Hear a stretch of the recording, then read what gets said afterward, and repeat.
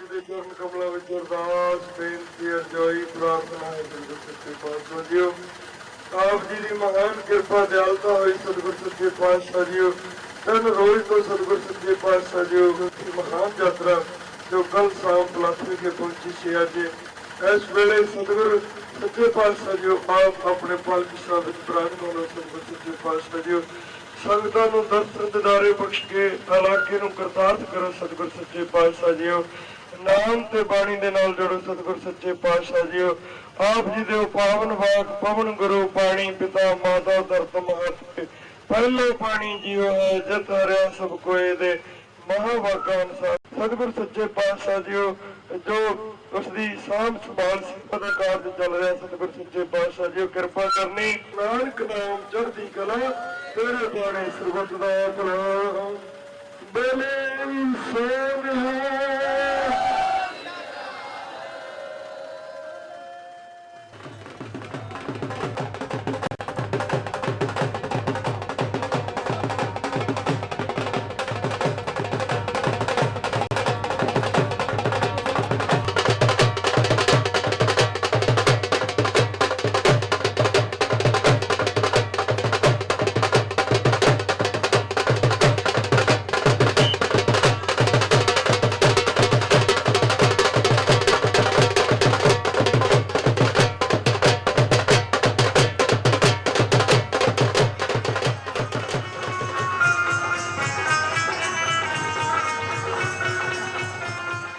The journey begins again.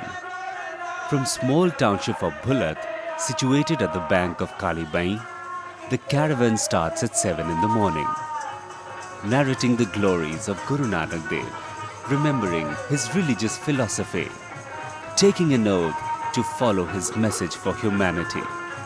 This congregation of thousands of people moves ahead slowly, step by step. Today is the second day of the journey. People will reach Kanjali, covering a distance of 65 kilometers before the nightfall.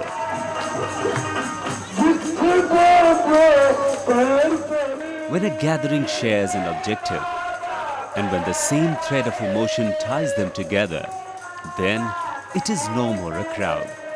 At such times, varied faces of the crowd mold into a single face. Old identities get dissolved. This kind of gathering becomes an indomitable force. Whoever joins this does not remain a mere individual, but becomes a part of this gigantic power.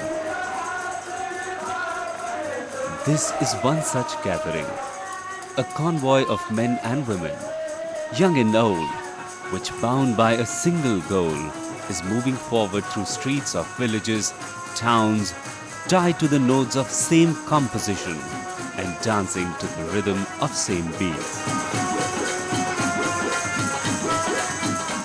This journey is not being undertaken merely to cover distances. Neither is it a journey to move from one place to another. This, in fact, is an expedition to bridge a gap that has settled between man and nature. At another level, it is a journey to reach that state of awareness where man will no more be nature's enemy, but would live in complete harmony with her.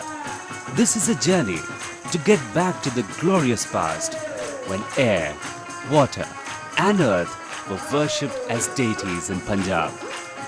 Hence, the path chosen by this caravan is the bank of ancient and historic river Bein. Bein had been a victim of man's rapaciousness and his misdeeds, but she has also seen the same man performing penance for his sins. This poignant tale of Bein is heartwarming.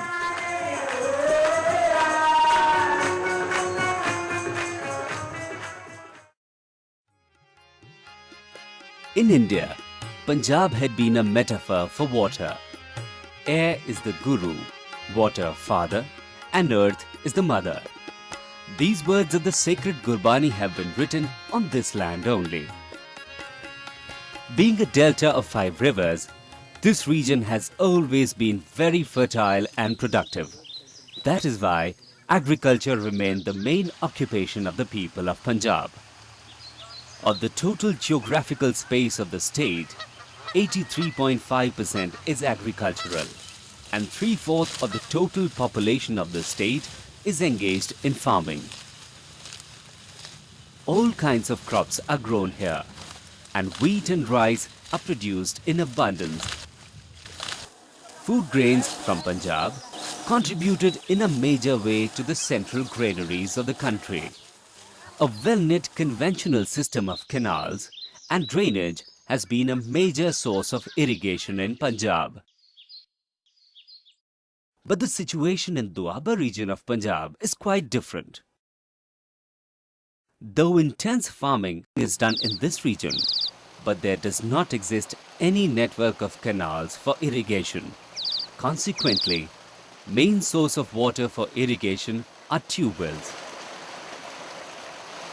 This area is cluttered with tube wells, which keep on extracting the groundwater, thereby putting excessive and an unending pressure on groundwater resources. As a result, in some districts like Kapurthala and Jalandhar, the rate of extraction of groundwater is 50% more than its recharging rate.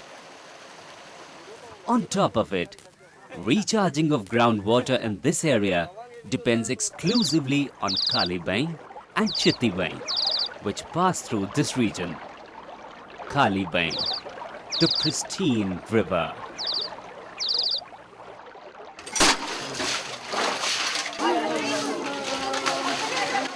Kali Bein oozes and founds at village Dhanoa. This is the place of her origin.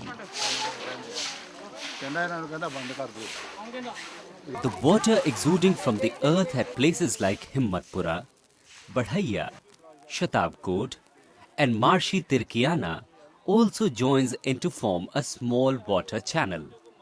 This is fed by Mukeria Hydel Channel, and the flow of Bein is further enhanced. In this way, beginning its journey from marshy lands, Kali Bein slopes down like a serpent in a zigzag towards southwest. The name Kali Bein comes from the dark color of its waters. 36 villages of Hoshiarpur district and 57 villages of Kapurthala district are situated on the banks of Bein. Thus, passing through some 93 villages, townships and cities, Bein covers a distance of 160 kilometers in all. It channelizes excessive water from Mukeria and Dasua and makes it flow into that region of Kapurthala district where this water is extremely important for recharging the groundwater. Bein also performs another important function of saving lives and wealth of people by absorbing and draining the floodwaters from Kapurthala region. So, Bein serves a very significant role in economic life of Doaba. That is why Bein is considered to be the lifeline of this region.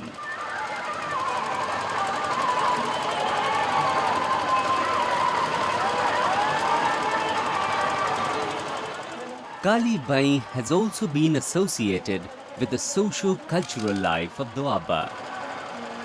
Whichever be the festival, Baisakhi, Purnamasi, Amavasi, the fairs and fetes took place at the banks of Bein, and people from nearby villages and towns used to take holy dips and participate in the celebration with great enthusiasm and joy.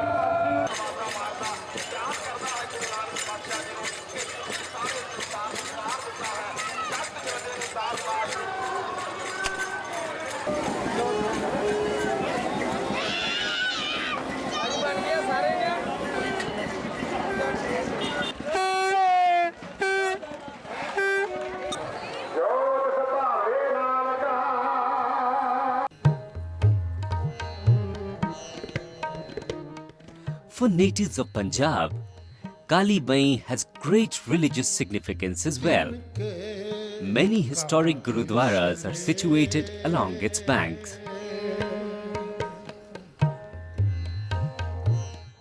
It was at Sant Ghat on its bank when Guru Nanak Dev uttered the words which stood for the ideals of equality and brotherhood, embracing the whole of humanity.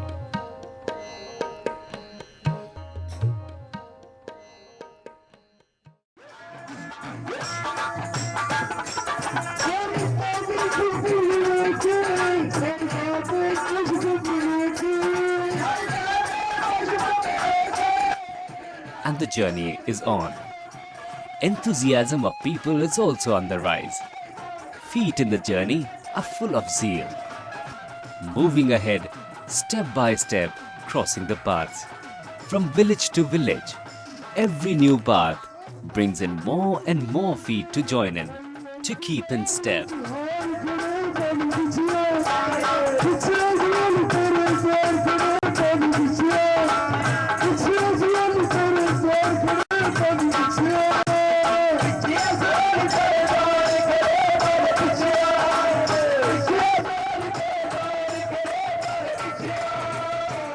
Does Bein feel the vibration of these footsteps?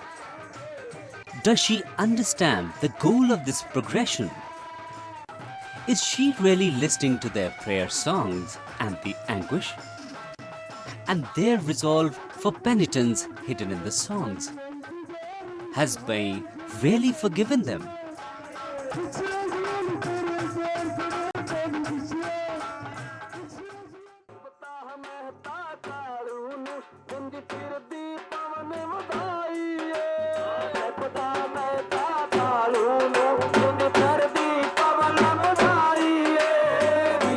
People from the villages situated on both sides of Bein are waiting at various points to welcome and join the procession.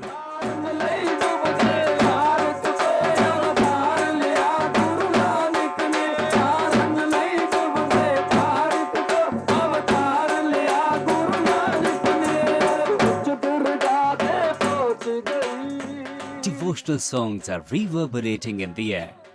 The vibes of these songs will merge into the rhythm of approaching procession. The waiting ones will join it to become a part of the bubbling caravan, which everyone wants to go through. No one wants to be left behind. Everybody wants to be in league with others and to be a part of this commune.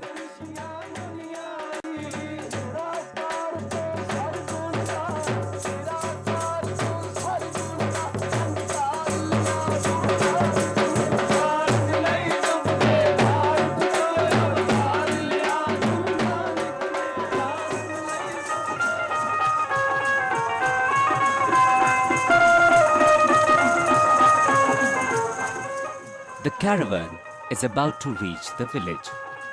The vigor and enthusiasm of the partakers is further heightened. Just like the springing waters of Bein, they have to maintain this level of vigor and zeal for 5 days till they reach their goal, till they fulfill the promise made to Kali Bein.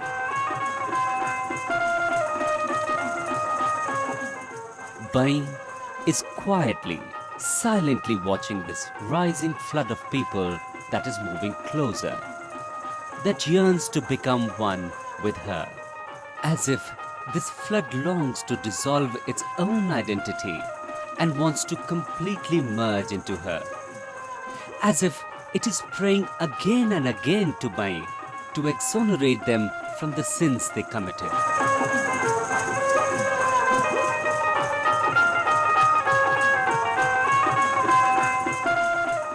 On its arrival, the convoy is given a hearty welcome.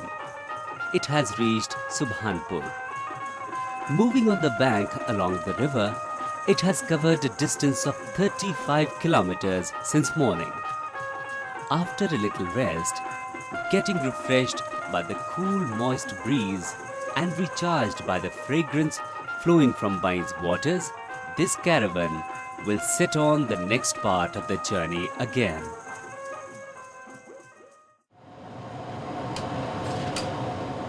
The dark evil shadow had started engulfing the intimacy and sanctity of the relationship between natives of Doaba and river Bein when the process of industrialization and urbanization began in Punjab.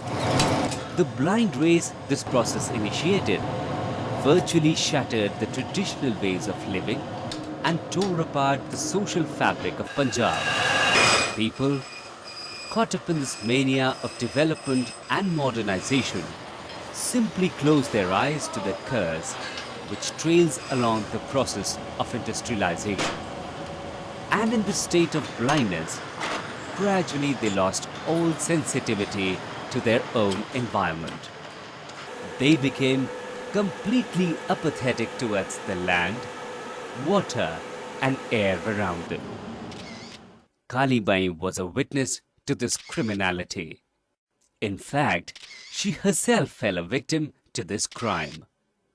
Chemical waste from industries, poisonous and contaminated water from the hospitals, and garbage from the villages was being dumped into the sacred Bein. Over and above, undiscerning and short-sighted government sanctioned grants for many such projects which proposed to channel their sewerage straight into Bein. Gradually, this sacred ancient river, Kali Bein, turned into biggest garbage bin of Doaba. This fatal blow first struck the surface water, and then this polluted and contaminated water started trickling down, making the groundwater poisonous. Then Bein underwent another offensive assault: the greed and covetousness of farmers. Farmers in the adjoining areas started encroaching the bed of Bein.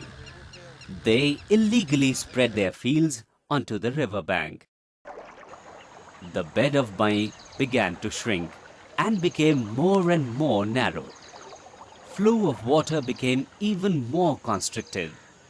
Polluted water with thick, sticky, slimy mud started settling on the bottom. Bein had fallen ill. The flow of water had ceased. Bein stopped flowing playfully.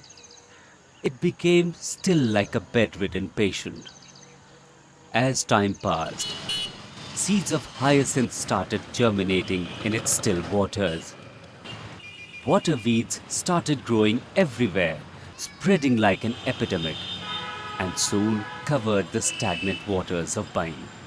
Sucking on the standstill water, the weed vegetation became so dense that soon Bein started looking more like a space full of hyacinth fields than a flowing river, completely worn out and decrepit. Bein could not stand these repeated assaults. Finally, she died.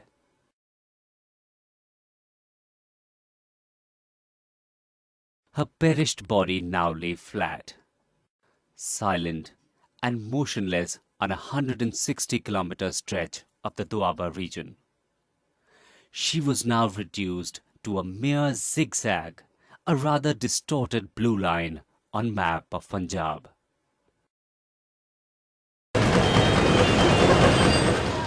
Bein had vanished, but the world around was still running, in a stupor, faster and faster in an unending blind race. It did not have time to stop. It could not afford even a moment of deviation and think about Bein's untimely death. It was so perplexed by its own troubles that it did not have the patience to ponder over the causes of her diseased conditions, the reasons that led to these circumstances. He had to run. And he just ran. He didn't have time. He was surrounded by rivals all around, who gave him cutthroat competition. So what if Bein had died? The people in this world were still alive. Their work went on in same vein. Now, they started throwing all kinds of garbage, polluted and poisonous water into Bein with impunity. Various departments of Punjab government were not concerned either. They were also busy in their work as usual.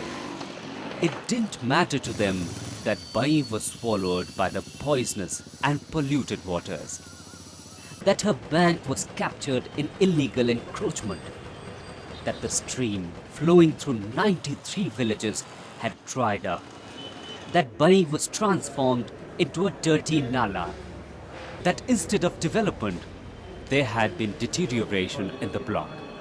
So what? The show must go on. New files should be made and maintained. Papers should be filled.